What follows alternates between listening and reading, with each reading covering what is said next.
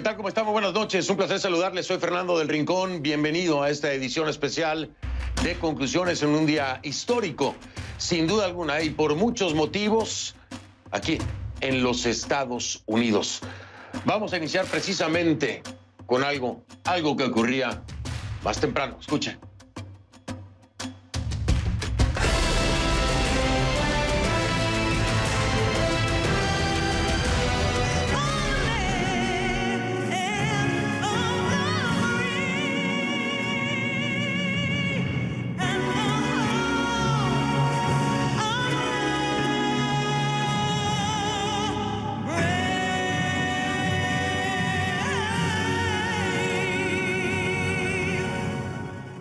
Era Lady Gaga, sí, Lady Gaga, quien cantó el himno de los Estados Unidos en la mañana de hoy en la ceremonia de inauguración de Joe Biden y Kamala Harris.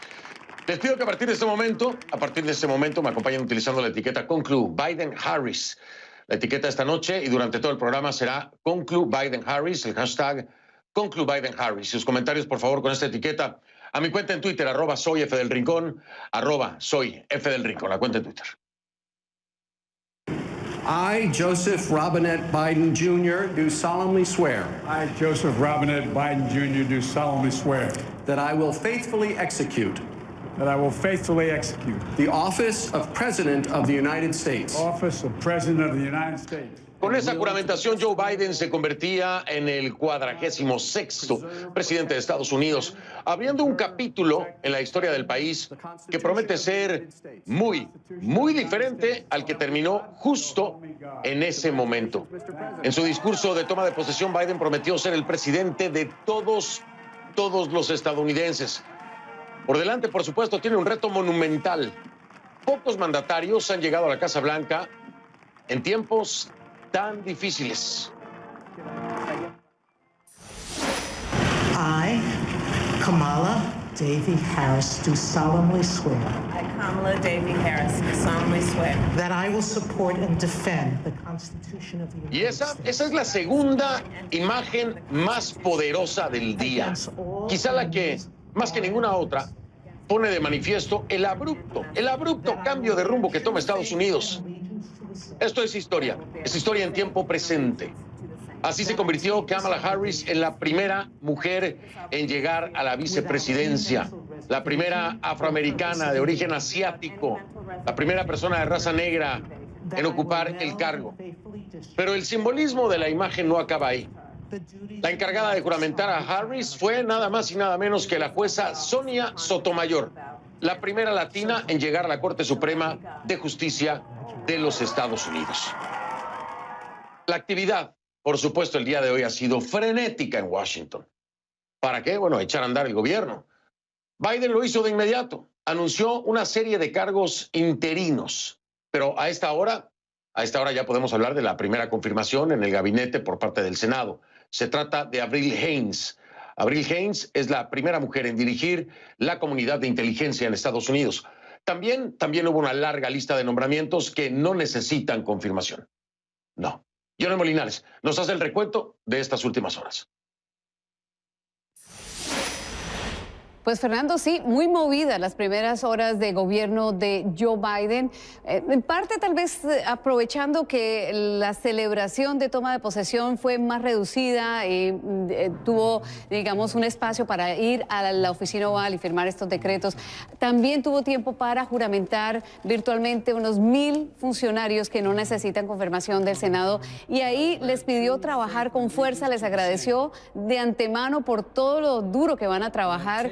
Y, por supuesto, prometió que iban a trabajar con integridad. De hecho, el mismo Biden le advirtió a los funcionarios que no va a aceptar ninguna falta de respeto entre sus colegas. Pero no estoy bromeando cuando digo esto.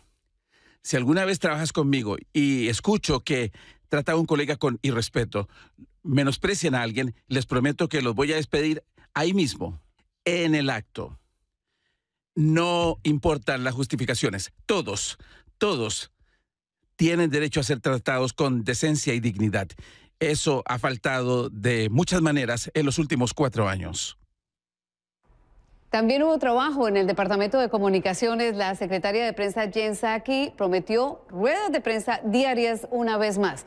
Y además habló de los nuevos movimientos en relación con cambios que para revertir algunas de las políticas de Trump. Por ejemplo, el doctor Anthony Fauci, el experto en enfermedades infecciosas, va a estar liderando la delegación de Estados Unidos en las reuniones con la Organización Mundial de la Salud y obviamente revertir la salida de esa organización de Estados Unidos como lo había ya establecido Donald Trump.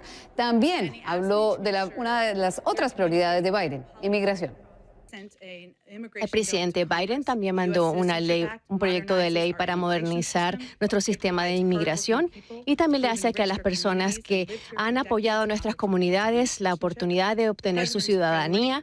La prioridad del presidente son dos: para responsablemente vigilar la frontera, ayudar a las familias y también los casos a raíz de la inmigración de Centroamérica y para aquellas personas que entonces están huyendo de la persecución y van a ser recibidas. Pues es un esperado giro de 180 grados en lo que hemos visto en las primeras horas de gobierno. Jen Psaki, la secretaria de prensa, también indicó que va a tener una relación diferente con los periodistas. Lo que más le interesa, dice ella, es la transparencia y especialmente devolver o recuperar la confianza de los estadounidenses. Es la voz que sale directamente de la Casa Blanca. Seguramente los periodistas y ellas van a tener momentos difíciles y de tensión. Es el papel de la prensa y seguramente eso no va a cambiar. Pero una de las cosas que aparece en estas dos intervenciones de Biden y de Psaki es como un denominador: el respeto. Fernando. Y ya lo creo que desde ahí se marca la diferencia, mi estimada Yone, gracias por la información, porque sí, el tono de esta primera conferencia de prensa de la Casa Blanca, la encargada precisamente de hacerlo, la secretaria de prensa Jen Psaki, fue completamente diferente. Fue un tono de mucho respeto y sobre todo subrayando la verdad como un principio de interés, por supuesto, de la administración Biden. Veremos, claro, con el tiempo cómo se va desarrollando esta relación entre la prensa y la Casa Blanca y las verdades que dice Biden, aunque a veces sean duras y difíciles de asimilar, se dirán, ¿no? Pero bueno, la toma de posición de Biden fueron, por cierto, poco más de 2,000 palabras. Si lo ve fríamente, 2,000 palabras. Pero lo que significaron esas palabras, eso es lo importante.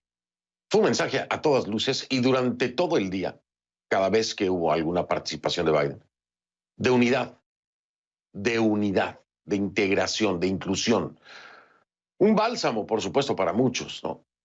Nuestra Kay Guerrero en vivo desde Atlanta estuvo muy atenta a las palabras de Biden y nos tiene el resumen de lo más destacado. Kay, ¿cómo estás? Buenas noches, te saludo allá en Atlanta. Por supuesto que un discurso, si no esperado, al menos con un enfoque que ya veíamos desde antes en la propia campaña de Joe Biden, hablando precisamente de la unidad. Pero hoy quedó mucho más claro, lo aseguró, lo dijo a los cuatro vientos en su juramentación: voy a ser presidente para todos los estadounidenses. Que Fernando, mira, ha sido un día insólito, histórico, pero escuchar ese discurso de alguna manera me hace pensar en esa película Back to the Future, Volver al Futuro, porque es una especie de recordatorio, ¿no?, de lo que se escuchaba anteriormente en este país. Pero mira, volviendo a lo que tú decías, sí, el discurso de Joe Biden fue relativamente corto, pero fue muy fuerte, simbólico, tuvo referencias históricas, referencias bíblicas, y como tú decías, estaba inspirando a la unidad entre los estadounidenses. El discurso sonó, la verdad, Fernando, como la promesa de un nuevo comienzo, como que hay algo nuevo que comienza, ¿no? Un mensaje que se entendió, que tuvo alta aceptación de la prensa, incluyendo a medios conservadores como Fox News, porque precisamente el presentador de Fox News Sunday, que es Chris Wallace, dijo que se trataba quizás del mejor discurso de investidura que había escuchado después de haber cubierto todas las tomas de posesión todas las tomas de posesión desde la de John F. Kennedy en 1961. Y también me sorprendió que hubo analistas conservadores que dijeron que sintieron que fue un llamado auténtico, un llamado responsable de Joe Biden para unificar a Estados Unidos. La periodista Andrea Mitchell de la cadena NBC dijo también, Fernando, que fue un discurso optimista, esperanzador, pero sin engaños, que estaba afrontando los problemas de este país. Y hasta un crítico de televisión de The New York Times dijo que simplemente el hecho de ver a todos los participantes, a todos los presentes utilizando mascarilla, de por sí era un giro completo de lo que hemos visto en los eventos de la administración pasada.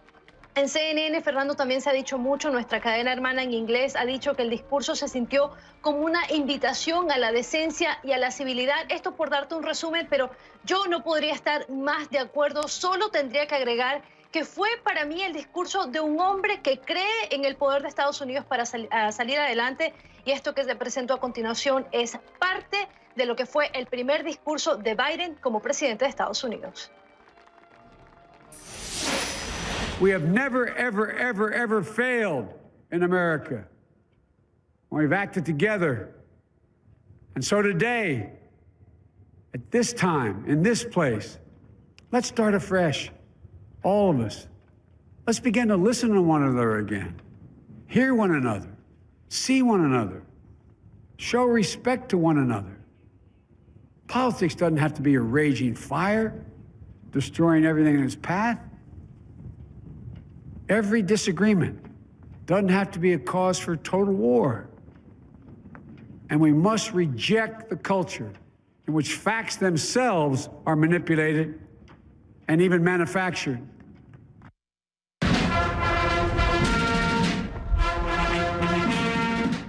Fernando, el presidente Biden tiene motivos suficientes para implorar esa unidad, porque los retos que enfrenta no pueden ser resueltos por un solo partido. Lo ha dicho él, bueno, así también lo cree este país. Hay una pandemia fuera de control, más de 400.000 muertos a causa de la enfermedad, un programa de vacunación desordenado, una recesión económica, el resurgimiento del extremismo, campañas de mentira, de desinformación, rivalidad política y, por supuesto, la reputación de este país también está en juego en el extranjero. Pero te tendría que decir, Fernando, que a pesar de todo esto, Biden citó una frase que se quedó conmigo, una frase maravillosa de Abraham Lincoln, que define con su honestidad, con su intención, lo que quiere para este país. Esto fue lo que dijo. My whole soul is in it. Today, on this January day, my whole soul is in this. Bringing America together, uniting our people, uniting our nation. And I ask every American to join me in this cause. Fernando, por último, el presidente Biden hizo algo tan sencillo, pero al mismo tiempo tan poderoso, un gesto de respeto, porque pidió durante su discurso un momento de silencio para honrar la memoria de todas las personas que han fallecido en este país a causa del COVID-19. De nuevo, si tengo que resumirlo, diría que es un discurso recio, cargado de civismo, algo que no se ve en este país desde hace mucho tiempo, Fernando. Así es que yo le agregaría de coherencia, de decencia y de humanidad, porque fueron tres factores fundamentales. Ese gesto muy poderoso de pedir silencio y una plegaria para aquellas personas que han perdido la vida en este país demostró esa humanidad, esa decencia y esa integración al reconocer este gran dolor que no se había hecho en el país como se hizo hoy, que era necesario además hacerlo. Okay, muchas gracias. Saludos allá en Atlanta. Feliz noche. Gracias, Fernando. Buenas noches. Buenas noches, Kay Guerrero, @KGuerreroCNN en Twitter, @KGuerreroCNN. A ver, la de Biden no fue una investidura como las demás, por supuesto, ¿no? Ya lo tenemos todos muy claros, ¿no? La pandemia y las amenazas de protestas armadas empañaron lo que sería la pompa habitual del evento, que brilló por otros momentos, sí, muy significativos. Una vez consumada la transición de poder, el presidente y la vicepresidenta se dirigieron al Cementerio Nacional de Arlington para colocar una ofrenda floral en la tumba del soldado desconocido. A ellos se unieron los expresidentes Barack Obama, George W. Bush y Bill Clinton, junto con las ex primeras damas, en una muestra de continuidad bipartidista que por supuesto no incluyó ahora al expresidente Donald Trump. Bueno, no lo incluyó porque él no quiso estar, hay que dejarlo bien claro, rompiendo precisamente esta continuidad y tradición. Ahora, debido a las restricciones de seguridad, el tradicional desfile inaugural quedó reducido a un centenar de metros que los nuevos inquilinos de la Casa Blanca recorrieron a pie. En su camino, Biden se alejó en varias ocasiones de la línea marcada para saludar a periodistas y a algunos de los pocos asistentes que pudieron congregarse detrás de las vallas. Pasadas las 4 de la tarde, los Biden entraron por primera vez en la Casa Blanca como presidente y primera dama.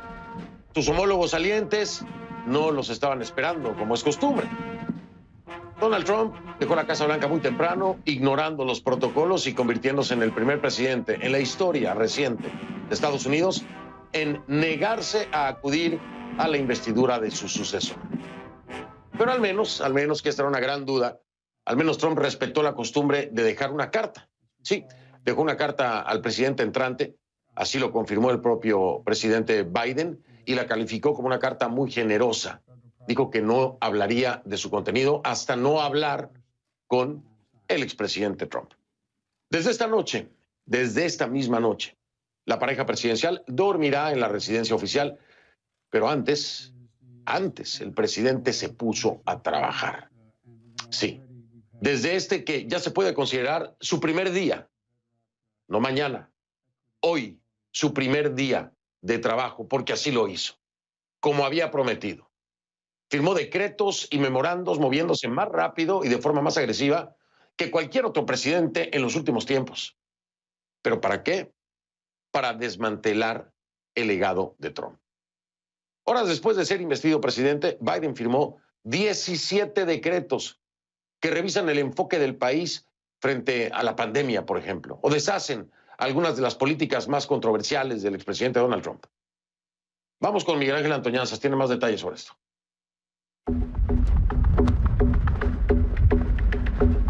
La pandemia de COVID-19 representa una seria emergencia para el nuevo presidente de Estados Unidos, Joe Biden. El día de su toma de posesión se reportaban más de 24 millones de contagios y por encima de las 400.000 muertes. Por eso, entre las primeras medidas del gobierno de Biden contra el COVID-19 está la obligación de llevar mascarillas en edificios y propiedades federales, la petición pública de que los estadounidenses usen mascarilla en los próximos 100 días y la paralización del proceso de retirada de la Organización Mundial de la Salud por parte de Estados Unidos. Segundo, la economía. Otras acciones de Biden para proteger los hogares de cientos de miles de estadounidenses. Para ello, decreta solicitar que se extienda la moratoria de las ejecuciones de hipotecas y desalojos hasta el 31 de marzo. Tercero, la inmigración. El equipo de Biden reconoce que el sistema de inmigración no funciona y que hay que modificarlo cuanto antes. El objetivo es cambiar la situación en la frontera sur, aunque advierten que va a llevar tiempo. De entrada, ordena la detención inmediata de la construcción del polémico muro en la frontera con México y quiere preservar y fortificar el programa de acción diferida para los llegados en la infancia, DACA por sus siglas en inglés, que le dará un respiro a los jóvenes inmigrantes indocumentados cuya deportación está suspendida. También pondrá fin a la prohibición de viajar a Estados Unidos que Trump impuso a ciudadanos de varios países musulmanes. Cuarto, el cambio climático. Estados Unidos se reincorporará al Acuerdo Climático de París, lo que le llevará unos 30 días. Además, dictaminará un decreto para que las diferentes agencias revisen los parámetros de emisiones y retiren los cambios de regulaciones de Trump que son dañinos para el planeta. También ordena una moratoria temporal en los permisos de explotación de gas y petróleo en el Refugio Nacional de Vida Silvestre del Ártico. Quinto, ocuparse de las desigualdades raciales y las comunidades que no han sido tenidas en cuenta. Para esto, Biden ordena primero un estudio de los programas y políticas del gobierno federal. Además, impulsa los programas de formación que ayudan a la diversidad y vuelve a incluir a los residentes sin ciudadanía en el censo del país. Según el equipo de Biden, todas estas medidas van a ayudar no solo a revertir los daños ocasionados por las políticas del expresidente Donald Trump, también van a ayudar, dicen, a que el país siga adelante. Miguel Ángel Antoñanzas, CNN, Atlanta. Por lo menos nueve de estas acciones ejecutivas del día de hoy firmadas por Joe Biden son para revertir decisiones tomadas por la administración pasada, por la decisión de Trump. Por lo menos 9 de ellas. Le estoy hablando de más de la mitad de lo que hoy firmó Biden es para revertir decisiones tomadas durante la administración del presidente Donald Trump. Voy a hacer una pausa y al regresar vamos a hablar de esto, de todo esto, desde la perspectiva de una republicana que estoy casi seguro, y se lo voy a preguntar al regresar, sintió un respiro de aire fresco al ver a Biden y Kamala Harris, aunque no fueran republicanos. ¿Será posible? Ana Navarro está conmigo, estratega republicana, al regresar.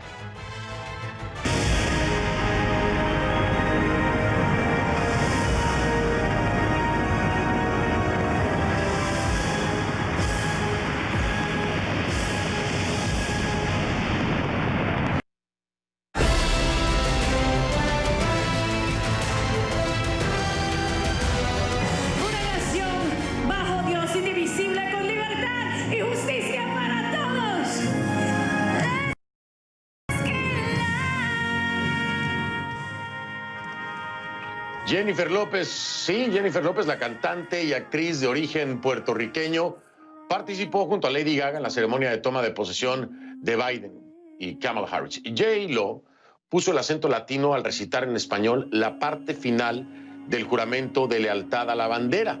Esto mientras interpretaba This Land is Your Land, o Esta tierra es tu tierra. Todo un símbolo, por supuesto, en Estados Unidos. Por cierto, la versión actualizada de la página web de la Casa Blanca rescató la sección en español de la sala de prensa que había sido desmantelada por Trump. Así que el día de hoy celebramos el triunfo de la democracia. Y, como le decía antes de ir a la pausa, sé de republicanos que, aunque como partido perdieron la presidencia del país, increíblemente respiraron aliviados. ¿Sí? Una de mis invitadas de esta noche escribió lo siguiente en su cuenta de Twitter, republicana. Dijo: Dios mío, siento que se me quita un peso de encima. Exhala Estados Unidos, la democracia sobrevivió. Ya vio quién lo dijo, ¿no? Por supuesto, mi queridísima Ana Navarro Cárdenas, estratega republicana. Ana, qué gusto saludarte. Gracias siempre por aceptar las invitaciones aquí a mi programa. Feliz año. ¿Cómo te sientes el día de hoy, Ana? Tú sabes que han sido tantas... Perdón, ese suspiro me lo dijo todo, Ana. Ese suspiro me lo dijo todo. Bueno, mira, estoy en televisión desde por la mañana. Estoy aquí porque eres tú y porque quería hablar en español un poco de esto, pero Fernando, han sido muchas emociones y yo creo que hay muchas personas, tengo tantas amistades que me han dicho que hoy ha sido un día muy emotivo, un día de lágrimas de felicidad, lágrimas de alivio, porque los últimos 4 años han sido sumamente difíciles en los Estados Unidos. Donald Trump es un hombre que gobernó a través de la división y de crear hostilidad y odio, le dio lugar al odio y a la discriminación. Y creo que hubieron muchas personas, muchas comunidades que se sintieron atacadas. Y ver a Donald Trump salirse de la escena, como se salió, francamente en desgracia, y ver a un Joe Biden, que mira, yo voy a tener diferencias políticas con Joe Biden, pero es muy difícil decir que no es un hombre decente, con un gran nivel de humanidad, un gran nivel de empatía, humildad.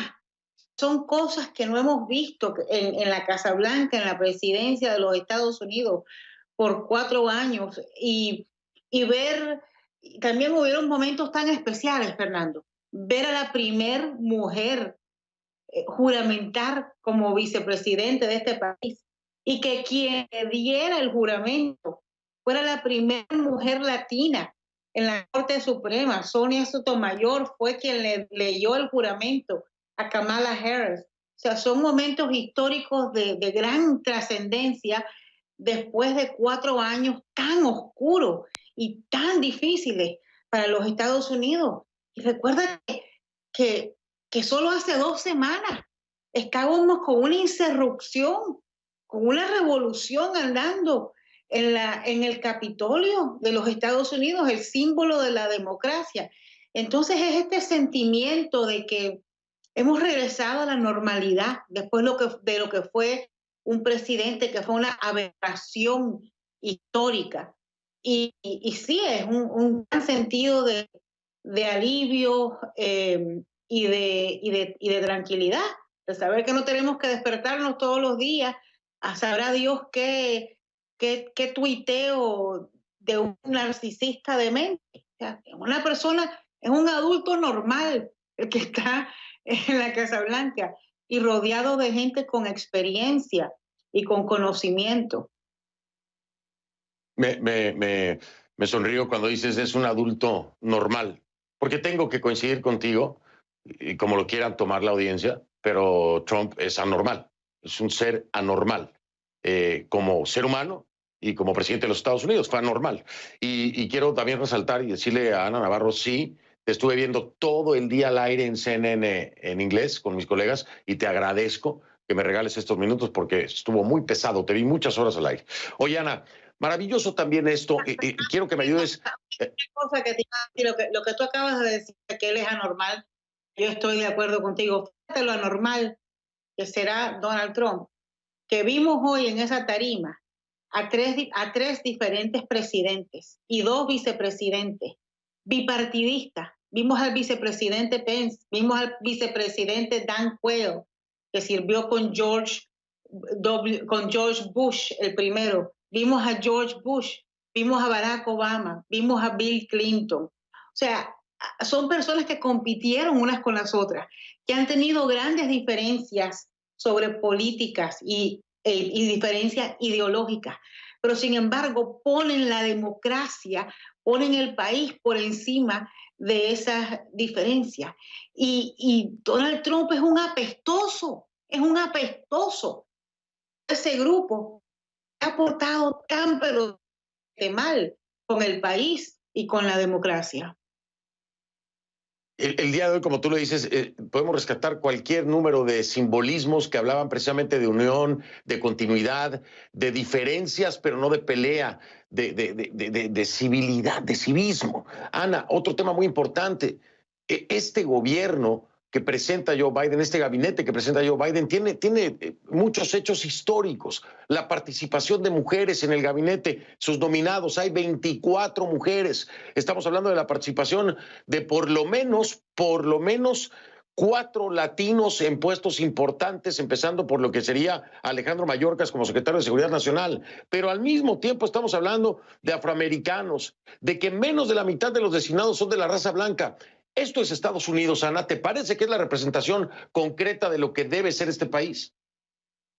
Mira, Joe Biden prometió que su gabinete iba a reflejar la diversidad de los Estados Unidos y lo cumplió. Vimos eso, estamos viendo eso en ese gabinete. Y no solamente es decir, es un latino o un negro o una latina o una persona asiática. No, son personas calificadas.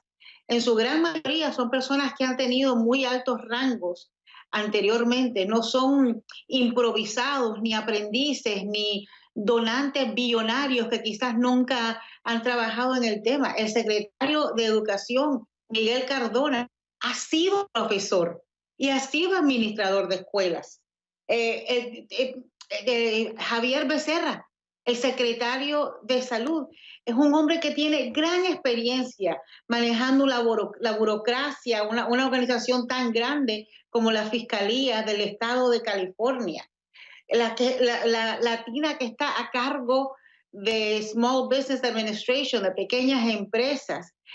Como tú dices, Alejandro Mayorkas, primera vez que hay un inmigrante a cargo del sistema del Departamento de Inmigración y de Seguridad Nacional, y es alguien que fue el número 2. O sea que Joe Biden ha puesto a muchas personas con una gran experiencia. Yo creo que eso también no solo refleja la diversidad de los Estados Unidos, cosa que es importante, pero también la urgencia que siente Joe Biden de empezar ya a trabajar desde hoy, desde ahora. Lo vimos que desde horas después de juramentar estaba ya en la oficina oval firmando órdenes ejecutivas, trabajando, porque Estados Unidos está en un momento muy difícil, muy sombrío, de gran urgencia, en medio de una pandemia, en medio de una crisis social, que vimos los resultados de eso hace 2 semanas en el Capitolio, y creo que Joe Biden entiende la necesidad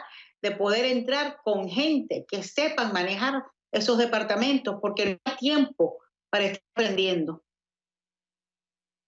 Ana, mil gracias por tu tiempo. Descansa. Ha sido muy importante tu aportación, como siempre. Sabes que te aprecio mucho. Te mando un fuerte abrazo. También a Al, por favor. Que sigan con salud, que sigan bien. Y pues bueno, estaremos hablando, mi estimada amiga. Un abrazo para ti. Gracias. Buenas noches. Gracias a ti. Gracias. Buenas noches. Ana Navarro, estratega republicana. Aquí me acompañó. Fíjense usted, esto es de la perspectiva republicana, como hay algunos republicanos que se sienten como Ana Navarro, ¿no? Que para muchos sería imposible en nuestra Latinoamérica pensar que hay alivio de la parte opositora porque se va quien fuera su presidente. Es increíble. Piense usted en la gran contradicción. Esto representa algo muy importante, ¿no? En fin, vamos a seguir hablando sobre el tema. Vamos a hablar sobre estas decisiones que toma el día de hoy el presidente Biden en torno a políticas que está revirtiendo de Trump y otras más que estaban pendientes, que ya son parte de su agenda, ¿eh? Pero además le voy a decir qué hizo Trump el día de hoy, cuando regresemos. Despacito, quiero respirar tu cuello despacito. Deja que te diga cosas al oído, para que te acuerdes si no estás conmigo. Despacito. Le doy la bienvenida a Arturo Valenzuela, es profesor emérito de Gobierno y Servicio Exterior en la Universidad de Georgetown y subsecretario de Estado adjunto de Estados Unidos para América Latina durante la administración de Barack Obama. Profesor, ¿cómo está? Buenas noches, bienvenido, gracias por acompañarme. Un placer estar con ustedes. Qué amable. Profesor Valenzuela, de entrada, quiero preguntarle, esto que hablaba hace un momento con Ana Navarro en cuanto a la representación en la conformación del gabinete de lo que es Estados Unidos con la integración de latinos, afroamericanos, mujeres, etcétera. ¿Es una buena señal, por ejemplo, para Latinoamérica y el conocimiento que la propia administración pudiera tener de los intereses de nuestro continente? Sin duda que sí, porque como sabemos, el país está cambiando. El país está cambiando en forma bastante extraordinaria. La migración latinoamericana es muy importante, pero también de otras partes del mundo. Por eso que nos sorprende que la vicepresidenta ahora sea de origen sudasiático, de la India. El país ha cambiado y hasta cierto punto ese ha sido el problema, porque hay mucha gente que no aprecia el hecho o que no acepta el hecho de que el país esté cambiando, pero es una muy buena señal, obviamente, con América Latina y otros lugares del mundo, porque este es un país de inmigrantes y como país de inmigrantes debería poder mostrar el talento de todos, y eso es lo que está ocurriendo con la conformación del gobierno del presidente Biden. Esa es la misma lectura que le daba yo, pero después me pongo a pensar, profesor Valenzuela, y digo, a ver, hay tres países que hoy por hoy pareciera que tienen una situación complicada con el arranque de la administración Biden-Harris. Le estoy hablando de México por los recientes hechos del caso del general Cienfuegos, exsecretario de la Defensa Nacional durante el gobierno de Enrique Peña Nieto, golpe que le dan también a las agencias como la DEA, la CIA y el FBI, que ahora tienen que reportar a las autoridades mexicanas lo que están haciendo. Colombia sería el otro país. Colombia, yo hablaba antes de cerrar el año con el presidente Duque, lo escuchaba pues con una cierta tensión por el antecedente que se daba de partidarios del Centro Democrático, como el propio expresidente Uribe, haciendo campaña por Trump. Y por supuesto Venezuela por la situación que ya conocemos. ¿Qué pronostica usted, profesor Valenzuela, en torno a estos tres países? Pero primero México y Colombia. ¿Tendrán que de alguna forma reajustar sus políticas para arrancar una buena relación con Biden o ya empezaron con el pie izquierdo? Bueno, yo quisiera empezar diciendo lo siguiente, como me correspondió también en el primer gobierno del presidente Clinton estar a cargo de la relación con México. Yo estuve ahí cuando estábamos haciendo el NAFTA desde un comienzo. Le aseguro de que Estados Unidos, con el nuevo equipo que está entrando, va a ver que también tiene intereses muy fuertes en estos países. No hay relación probablemente más importante en muchos sentidos que la de relación con México. Entonces, el equipo entrante va a entender las situaciones de estos países, pero al mismo tiempo, obviamente, si hay una relación importante, tiene que haber una confianza mutua. Y en ese sentido yo creo que va a tener que meditar de nuevo el presidente de México después de haber especialmente cursado unas leyes que efectivamente no permiten, digamos, una interacción clara entre las fuerzas de seguridad norteamericanas y las mexicanas. O sea que hay mucho que conversar y hay que hacerlo, pero entendiendo que es el interés fundamental de ambos países.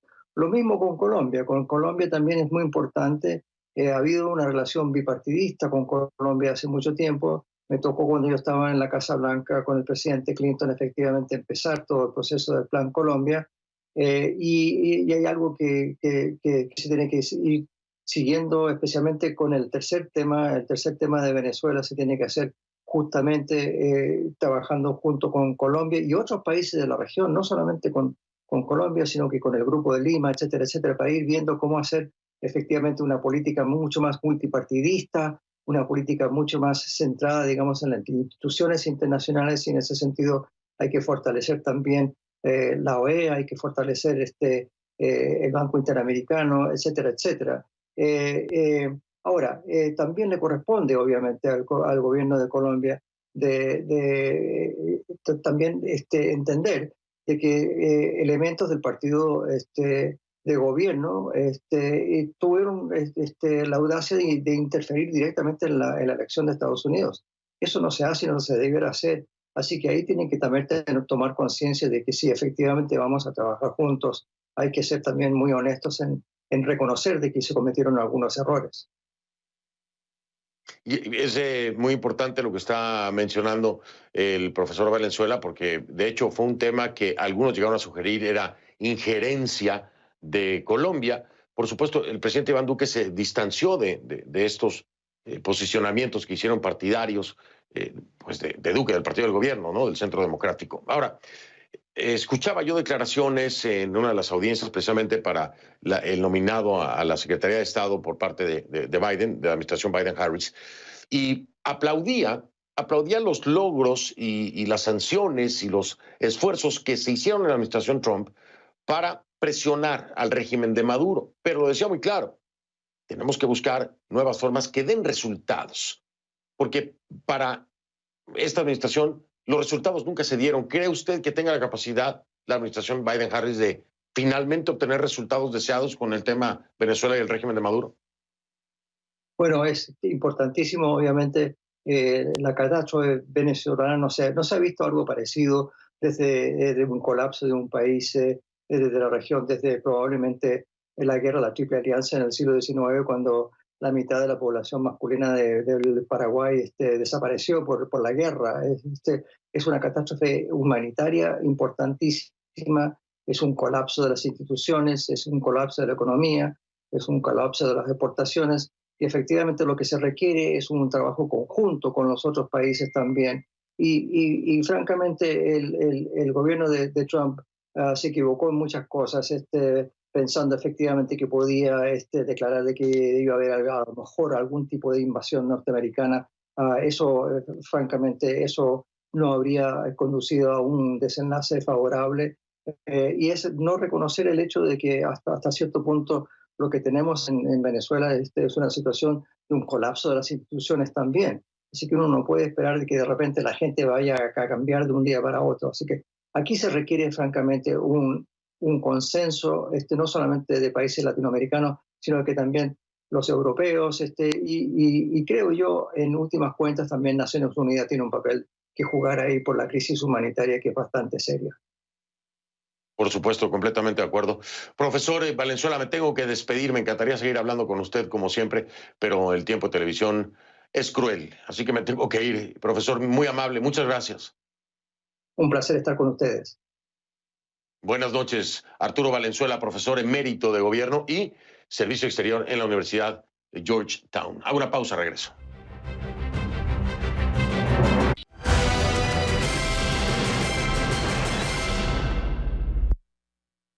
Le Prometí que le iba a decir qué hizo Donald Trump el día de hoy. Bueno, su mandato polémico hasta el final, no quiso participar en la ceremonia de toma de posesión de Biden. Esto no había ocurrido en Estados Unidos en más de un siglo. Pero ¿qué hizo? Bueno, pues optó por autorregalarse una ceremonia de despedida que lo hizo parecer pues más solo que nunca, ¿no? Ni siquiera su vicepresidente Mike Pence estuvo presente. Podría decir yo que le salió el tiro por la culata. Que no esté ni siquiera su vicepresidente para despedirlo, pues no, nada bonito, ¿no? En el evento en la base militar conjunta Andrews, en las afueras de Washington, hubo banda militar y cañonazos financiados por el contribuyente, ojo, se lo digo. También esta vez Trump evitó mencionar a Joe Biden, pero el expresidente tuvo un extraño momento de honestidad. Dijo, no fuimos una administración normal. Bueno, gracias. Nosotros ya nos habíamos enterado, le digo, presidente Trump.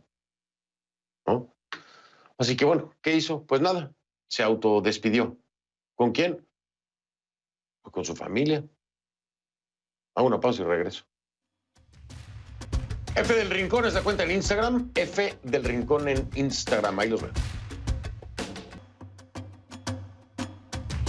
Por acompañarme. Lo veo mañana. Buenas noches.